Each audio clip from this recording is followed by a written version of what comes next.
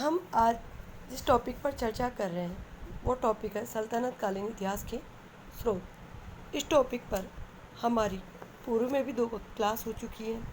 यह तीसरी और आखिरी क्लास है।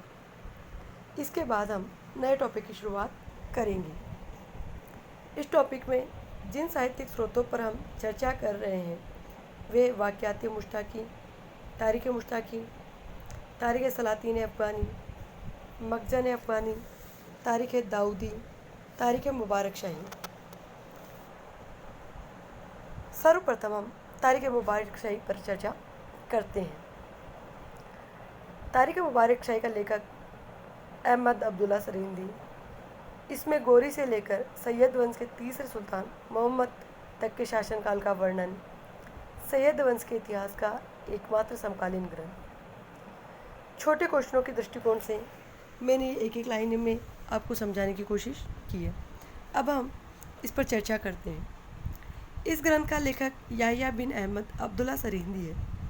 इस ग्रंथ में तुर्की आक्रमणकारी मोहम्मद गोरी से लेकर सैयद वंश के तीसरे सुल्तान मोहम्मद तक के शासनकाल का विवरण है। सैयद वंश के इतिहास की जानकारी के लिए यह एकमात्र समकालीन ग्रंथ है। बाद के इतिहासकारों में जैसे निज़ामुद्दीन अहमद, बदायूनी आदि ने सैयद वंश के इतिहास के लिए इसी ग्रंथ का सहारा लिया है। विद्यार्थियों, आपको हम बताना चाह रहे हैं कि दिल्ली सल्तनत में 5 वंशों ने शासन किया: गुलाम वंश, खिलजी वंश, तुगलक वंश, सैयद वंश और लोदी वंश। इस तुर्की सल्तनत की स्थापना से पूर्व भारत में मोहम्मद गजनवी का आक्रमण हुआ था और गोरी का आक्रमण हुआ था। तो इस ग्रंथ में हमें गोरी से लेकर सैयद वंश के तीसरे शासक मोहम्मद शाह तक के शासन का वर्णन प्राप्त होता है। डॉक्टर ईश्वरी प्रसाद ने अब्दुल्ला सरींदी के बारे में लिखा है कि याह्या एक सजग इतिहासकार है।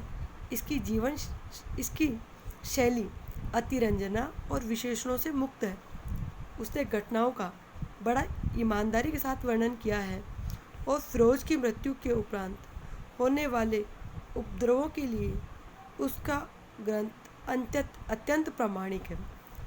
उनसे उस समय देश की शांति भंग करने वाले विद्रोहों का विस्तार से वर्णन किया है। अतः ये सल्तनतकालीन इतिहास की जानकारी देने का एक महत्वपूर्ण ग्रंथ है। अब हम चर्चा करेंगे वाक़यात मुश्ताकी या तारीख़ मुश्ताकी। इस ग्रंथ का लेखक रिज़्कुल्लाह मुश्ताकी यह काव्यात्मक कृति है। इसमें बहलोल लोदी से लेकर मुग़ल सम्राट अकबर के शासनकाल तक की घटनाओं का विवरण मिलता है। वाक़यात मुश्ताकी का ग्रंथ का लेखक जैसे बताया रिज़्कुल्लाह मुश्ताकी है। यद्यपि मुश्ताकी की यह कृति काव्यात्मक है तथापि उससे लोदी काल की ऐतिहासिक सामग्री भी विद्यमान है। वाक़यात मुश्ताकी में बहलोल लोदी वंश का प्रथम शासक से लेकर मुग़ल सम्राट अकबर तक की विभिन्न घटनाओं का वर्णन मिलता है। मुग़ल शासन में प्रथम शासक था बाबर, उसके बाद में हुमायूं और हुमायूं के बाद में अकबर। तो इनके ग्रंथ से हमें अकबर तक की घटनाओं का विवरण प्राप्त होता है। अनेक कहानियाँ भी हैं जिनके माध्यम से समकालीन राजनीतिक घटनाओं के साथ साथ समकालीन सांस्कृतिक जीवन, सामाजिक जीवन की भी झांकी मिलती है। अतः यह भी एक महत्वपूर्ण ग्रंथ है। तारीख़ सलातीन अफ़गानी, इसे तारीख़ शाही भी कहा जाता है। इसका लेखक अहमद यादगार है। इसमें बहलोल लोदी, सिकंदर लोदी, इब्राहिम लोदी, शेर शाह, इस्लाम शाह, फिरोज शाह, आदिल शाह, इब्राहिम शूर, सिकंदर शाह का इतिहास है। वस्तुतः यह ग्रंथ अफ़गानों का इतिहास है। इसमें बाबर, हुमायूं और अकबर के बारे में भी जानकारी मिलती है। भारत में अफ़गानी शासन की स्थापना लोदियों के काल में हुई थी और पुनः शेर शाह के शासनकाल में हुई थी। शेर शाह का शासनकाल मुग़ल काल के अंतर्गत हुमायूं के निर्वासन के बाद प्रारंभ होता है और जब हुमायूं पुनः आ जाते 1555 में तो पुनः मुग़ल काल के अंतर्गत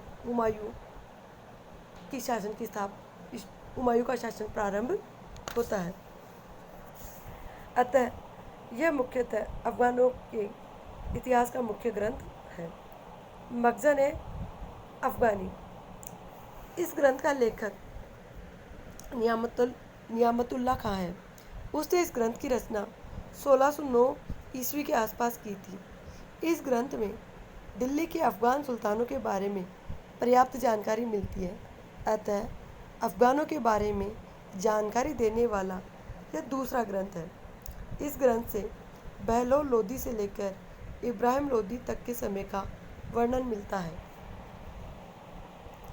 तारीख़ दाऊदी, इस ग्रंथ का लेखक अब्दुल्ला है, परंतु हमें अब्दुल्ला के बारे में अन्य किसी प्रकार की जानकारी उपलब्ध नहीं हो पाई। इस ग्रंथ में लोदी से लेकर दाऊद शाह जो कि बंगाल के शासक थे के समय की जानकारी प्राप्त होती है। इसमें अलौकिक कहानियों की भरमार है। इस ग्रंथ में तिथियों की मामूली भूलें की गई, तथापि इस ग्रंथ से हमें काफ़ी ऐतिहासिक जानकारी प्राप्त होती है। दिल्ली सल्तनत की जानकारी देने वाले मुख्य ग्रंथों में फ़ारसी भाषा में लिखे साहित्य प्रचुर मात्रा में उपलब्ध है। जानकारी के ये स्रोत अधिकांश उन लोगों के माध्यम से प्राप्त हुए जो या तो घटनाओं के प्रत्यक्षदर्शी थे अथवा उन्होंने प्रत्यक्षदर्शियों से सुनकर अपने ग्रंथों का प्रणयन किया था। इतिहासकार गोथे ने लिखा है कि मैं एक ऐसे समय की अनुभूति करता हूँ जब इतिहास आंखों देखी घटनाओं के आधार पर लिखा जाएगा। सल्तनत कालीन इतिहास की जानकारी इस कसौटी पर खरी उतरती है। हालांकि अधिकांश फारसी लेखकों ने राजकीय संरक्षण में अपने सुल्तान को प्रसन्न करने की दृष्टि से ग्रंथ लिखे, फलस्वरूप ऐसे इतिहास को निष्पक्ष नहीं कहा जा सकता। कुछ कमियों के बावजूद हमारे पास सल्तनत कालीन इतिहास की जानकारी के समसामयिक स्रोत इतने कम हैं कि हमें इन ग्रंथों की सहायता लेनी पड़ती है। अतः अब हमें ज्ञात हो गया है कि काफ़ी कमियों के बावजूद भी इन स्रोतों से हमें काफ़ी ऐतिहासिक जानकारी प्राप्त होती है। यदि इनका निष्पक्षतापूर्ण अध्ययन किया जाए तो इतिहास के पुनर्निर्माण में इन स्रोतों से काफ़ी जानकारी प्राप्त होती है। धन्यवाद विद्यार्थियों। अब हम आगे की कक्षा में जिस टॉपिक पर चर्चा करेंगे वो टॉपिक है हमारा भारत में तुर्की आक्रमण और राजपूतों का प्रतिरोध। धन्यवाद।